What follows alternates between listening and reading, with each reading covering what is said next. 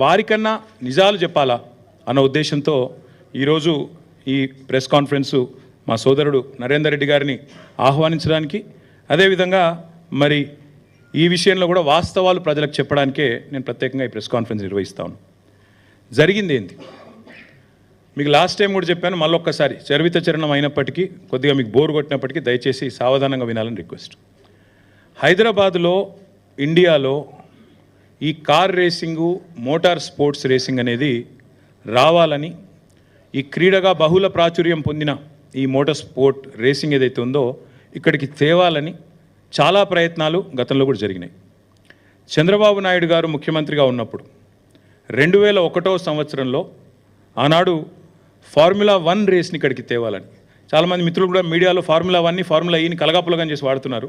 దయచేసి అందుకే మీకు వివరంగా చెప్తా ఉన్నాను. ఫార్ములా 1, 2, 3, 4 అవేమో regular internal combustion engines, ice engines అంటారు వాటితో జరిగే రేసులు. ఫార్ములా ఈ అంటే ఎలక్ట్రిక్ వాహనాలతో జరిగే రేసు ఫార్ములా ఈ. ఇవన్నీ కూడా FIA కిందికి వస్తాయి, ఫెడరేషన్ ఆఫ్ ఇంటర్నేషనల్ ఆటోమొబైల్స్ అని, దాని కిందికి వస్తాయి. ఎట్లయితే క్రికెట్లో మనకు BCCI, ICC రెండు ఉంటాయి. BCCI అంటే Bharat cricket board of cricket control India, ICC అంటే ఇంటర్నేషనల్ క్రికెట్ కౌన్సిల్. అట్లాగే ఇందులో కూడా 2 అసోసియేషన్స్ ఉన్నాయి. ఒకటి FMSCI, federation of motor sports clubs India, same BCCI మాదిరిగా ఇండియాలో ఒకటి ఉంది. అదే మాదిరిగా మళ్ళీ ఇంటర్నేషనల్గా FIA, ఫెడరేషన్ ఇంటర్నేషనల్ ఆటోమొబైల్. ఆ FIA అనేది ఎపెక్స్ బాడీ, దాని కిందనే F1, F2, F3, F4, FE అంటే ఫార్ములా ఈ. ఈ రేస్లన్నీ కూడా వాళ్ళ కిందనే నడుస్తాయి.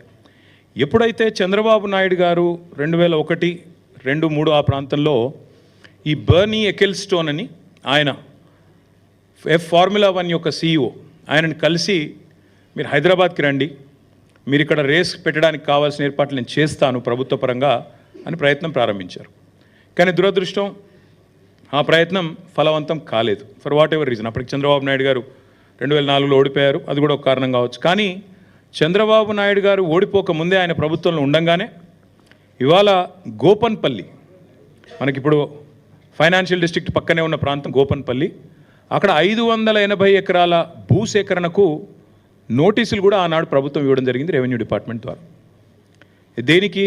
ఒక formula 1 race track, permanent track ఇండియాలో బిల్డ్ చేయాలి, దానికి హైదరాబాదే కేంద్రం కావాలి అనే కోరికతో ఆనాడు చంద్రబాబు నాయుడు గారి ప్రభుత్వం ఒక బలమైన ప్రయత్నం చేసింది.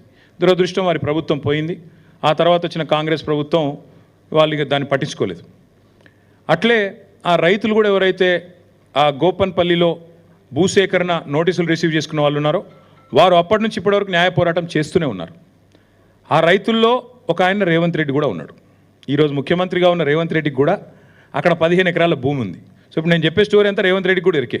ఆయన గుంజుకున్నాడా లేకపోతే నిజంగానే రిజిస్టర్ చేసుకున్నాడా అది నాకు ఎరకలేదు. కానీ గోపనపల్లిలో భూమి ఉందని ఆయన అఫిడవిట్లో కూడా చూపెట్టిండు. ఎలక్షన్ అఫిడవిట్లో కూడా రేవంత్ రెడ్డి గారి ఎలక్షన్ అఫిడవిట్లో కూడా నాకు 15 ఎకరాల భూమి గోపనపల్లిలో ఎక్కడైతే ఫార్ములా 1 కోసం ఆనాటి అప్పటి తెలుగుదేశం ప్రభుత్వం భూసేకరణ నోటీసులు ఇచ్చిందో అందులో నాకు కూడా ఉన్నది అని చెప్పి రేవంత్ రెడ్డి గారు కూడా అఫిడవిట్లో, ఎలక్షన్ అఫిడవిట్లో కూడా మొన్న 2023 ఎలక్షన్ అఫిడవిట్లో కూడా డిక్లేర్ చేశారు.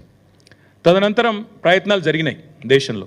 ఈ F1 అనే రేసును తేవాలి, ఎందుకంటే చాలా విస్తృతమైన ప్రచారం కలిగిన బాగా పాపులర్ రేస్ F1. దాని చుట్టూ మర్చెండైజింగు, దాని చుట్టూ కొన్ని సిటీల యొక్క గ్రోతే దాని చుట్టూ. మొనాకో అనే ఒక సిటీ ఉంటుంది, ఒక కంట్రీ కమ్ సిటీ. అది మొనాకోలో జరిగే గ్రాండ్ ప్రీ వరల్డ్ ఫేమస్. అక్కడ పెద్ద పెద్ద వాళ్ళు ప్రపంచంలో ఉండే బిలియనీర్లు అందరూ దిగుతారు. అసలు ఆ మొనాకో అనే సిటీ వెలుగులోకి వచ్చిందే ఈ ఫార్ములా 1 రేస్ వల్ల. అట్లా ఒక ఫార్ములా 1 రేస్ని ప్రపంచవ్యాప్తంగా ఒక అంచనా ప్రకారం 200 కోట్ల పైచిలకు మంది చూస్తారు. 2 బిలియన్ ప్లస్ పీపుల్ చూస్తారు. అంత popular racing formula 1 racing. So మన దేశంలో కూడా ప్రయత్నాలు జరిగి చివరికి ఉత్తరప్రదేశ్లో అప్పుడు JP గ్రూప్ అని ఉండేది, ఇప్పుడు కూడా ఉన్నట్టుంది, జయప్రకాష్ గ్రూప్. నోయిడాలో వారు ఒక ట్రాక్ కట్టారు, పెద్ద ట్రాక్ కట్టి ఆ ట్రాక్లో ఫార్ములా 1 వాళ్ళని ఒప్పించి మొత్తానికి ఉత్తరప్రదేశ్ నోయిడాలో డబ్బులు మేము పెడతాము అని చెప్పి 1700 కోట్ల రూపాయలు ఖర్చు చేసి, ఇది ఎప్పుడు నేను చెప్పేది 2009, 10 ఆ ప్రాంతంలో 1700 కోట్ల రూపాయలు ఖర్చు చేసి ఆనాడు 2009, 10, 11, ఎందుకంటే ఒక రేస్ అనేది ఒక సంవత్సరం కోసం జరగదు. రేస్ అనేది ఎప్పుడైనా కూడా ఒక 4 సంవత్సరాలు 3 సంవత్సరాలు సైనింగే, ఎందుకంటే ఒకటేసారి అట్లా వచ్చి ఇట్లా రేస్ చేసి వెళ్ళిపోవడానికి కాదు, ఉండదు. డెఫినెట్గా ఒకసారి దాన్ని ఏమంటారు క్యాలెండర్లోకి రావాలి, ప్రచారం జరగాలి. ఇప్పుడు నేను చెప్పాను అబుదాబి గ్రాండ్ ప్రీ ఉంటుంది, లాస్ వేగస్లో ఉంటుంది, తర్వాత సౌపాలోలో ఉంటుంది. ఇట్లా క్యాలెండర్ ఉంటుంది అనమాట. 12 నెలల్లో ప్రతి 2వ శనివారం ఇది ఉంటుంది రేసు. అవన్నీ ముందే డిసైడ్ అయ్యి ఉంటాయి ఎక్కడెక్కడ రేస్ జరుగుతుంది అని చెప్తే మోటార్ స్పోర్ట్స్ ఎంతూజియాస్ అందరూ కూడా అయితే టీవీలో చూడడమో లేదా టికెట్లు కొనుక్కొని అక్కడ పోయి రేస్ చూడడమో ప్రత్యక్షంగా ఇవన్నీ జరుగుతూ ఉంటాయి. సో అట్లా ఉత్తరప్రదేశ్కి మొత్తానికి వాళ్ళు పట్టుకొచ్చారు, జేపీ గ్రూప్ వాళ్ళు పట్టుకొచ్చినారు. 3 సంవత్సరాలు జరిగింది race, 9, 10, 11. For whatever reason 3 సంవత్సరాల తర్వాత వాళ్ళకు ఫార్ములా 1 వాళ్ళు ఇక మళ్ళీ మేము రాము ఇండియాకి అని చెప్పి క్యాన్సిల్ చేసుకొని 11 తర్వాత వాళ్ళు వెళ్ళిపోయినారు. ఈ రీజన్స్ నాకు తెలియదు, కానీ దాదాపు అప్పట్లో జేపీ గ్రూపు అక్కడ ఉత్తరప్రదేశ్ ప్రభుత్వము అందరు కలిసి ఖర్చు పెట్టిన అమౌంట్ 1500 నుంచి 1700 కోట్లు, 1500 నుంచి 1700 కోట్ల రూపాయలు ఆ రేస్ నిర్వహణ కోసం ఖర్చు పెట్టారు. సరే, అందులో కొంత రెవెన్యూ కూడా వచ్చి ఉంటుంది, వచ్చిన వాళ్ళు చూడడానికి స్పాన్సర్స్ దానికి దీనికి కొంత రెవెన్యూ కూడా వచ్చి ఉంటుంది. తర్వాత ఇంకా మళ్ళీ భారతదేశంలో మోటార్ స్పోర్ట్స్ రేసులు ఆ స్థాయిలో ఎన్నడూ జరగలేదు, చిన్నవి జరుగుతుంటాయి. ఫార్ములా 4 రేస్ అని మొన్ననే చెన్నైలో జరిగింది. నిన్నగాక మొన్న మీరు చూసింటారు, అమిత్ షా గారు జమ్మూ కాశ్మీర్లో ఫార్ములా 4 రేస్ జరిగింది, ఇది గర్వకారణం భారతదేశానికి అని కూడా మొన్ననే ట్వీట్ చేశారు, చూసింటారు మీరు. అట్లాగే చెన్నైలో మొన్ననే అక్కడి ప్రభుత్వం స్టాలిన్ గారు, వారి కుమారుడు డిప్యూటీ సీఎం ఉదయ్ స్టాలిన్ 42 కోట్లు ప్రభుత్వం నుంచి ఖర్చు పెట్టి ఫార్ములా 4 రేస్. ఫార్ములా 4 అంటే నిజంగా చెప్పాలంటే ఫుడ్ చైన్లో చాలా కింద ఉంటుంది, F1 తర్వాత F2 తర్వాత F3 తర్వాత F4 అలా.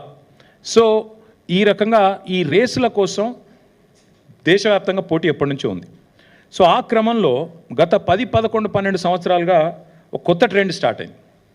ఈరోజు మనం 2024 సంవత్సరంలో ఉన్నాం, ఇంకా 4 రోజులు అయితే 2025లో ఉంటాం. గత 2013-14 నుంచి ఎప్పుడైతే ఐస్ ఇంజన్ పోయి, ఐస్ అంటే ఇంటర్నల్ కంబషన్ ఇంజన్, డీజిల్ పెట్రోల్తో నడిచే ఇంజన్లు, అది పోయి ఎలక్ట్రిక్ వాహనాలు రావడం స్టార్ట్ అయిందో, ఎలక్ట్రిక్